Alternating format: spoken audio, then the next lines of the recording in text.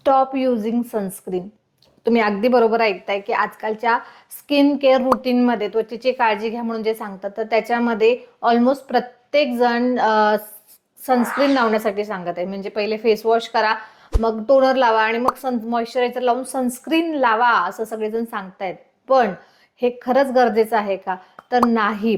एकतर हे केमिकल्सनी बनवलेलं सनस्क्रीन आहे, बरोबर आहे. त्यामुळे अनावश्यक आपण केमिकल्स आपल्या स्किनवरती लावतो आहोत, जे केमिकल्स पुन्हा स्किनमध्ये ॲब्सॉर्ब होतात आणि पुन्हा ते हॉर्मोन्सशी रिलेटेड जे काही इश्यूज आहेत त्याच्यामध्ये कारण ठरताना दिसतात. हे एक कारण झालं की सनस्क्रीन लावू नका असं मी सांगते आहे.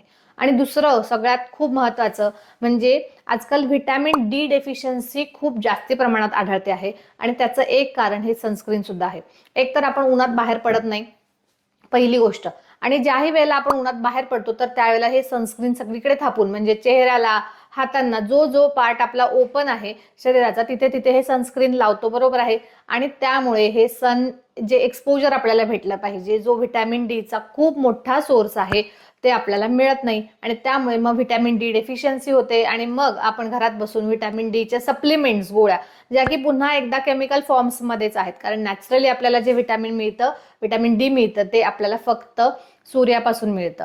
त्यामुळे तो सोर्स आपण पूर्णपणे ब्लॉक करत आहोत. सकाळचं कोवळं ऊन जे आहे, सकाळचं ऊन जे आहे ते आपल्या शरीरासाठी खूप जास्ती गरजेचं आहे आणि ते आपल्या शरीरामध्ये, आपल्या त्वचेमध्ये ॲब्सॉर्ब होणं गरजेचं आहे. आणि म्हणूनच त्वचेवरती कुठलाही बॅरियर न क्रिएट करता, कुठलाही एक लेअर फॉर्म न करता आपण ते सनलाईट जी आहे ती आपली ॲब्सॉर्ब झाली पाहिजे आणि म्हणून सुद्धा सनस्क्रीन वापरलं नाही पाहिजे.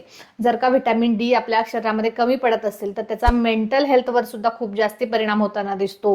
कन्फ्युजन होणं किंवा क्लॅरिटी न येणं ह्यासारख्या गोष्टी होताना दिसून येतात. त्यामुळे व्हिटॅमिन डी आपल्याला पुरेपूर मिळण्यासाठी आपल्याला सूर्यप्रकाश, आणि भारतामध्ये जो मुबलक प्रमाणात फ्री अवेलेबल आहे. बाहेरचे लोक गोव्याला येतात का तर व्हिटॅमिन डी डेफिशियन्सी होऊ नये म्हणून तिथल्या सूर्यप्रकाश घेण्यासाठी गोव्याला येतात लोक.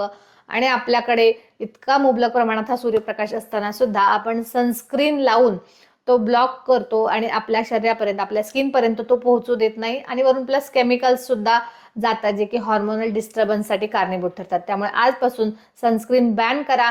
ज्यावेळी उन्हात जायचं असेल तुम्ही छत्री वापरू शकता, स्कार्फ वापरू शकता. तर अशा गोष्टी ज्या आहेत त्यांचा वापर करून तुम्ही उन्हापासून बचाव करा, पण सनला ब्लॉक करू नका. व्हिडिओ आवडला असेल, माहिती महत्त्वपूर्ण वाटली असेल तर नक्की व्हिडिओला लाईक करा, शेअर करा आणि चॅनलला सबस्क्राईब करा. धन्यवाद.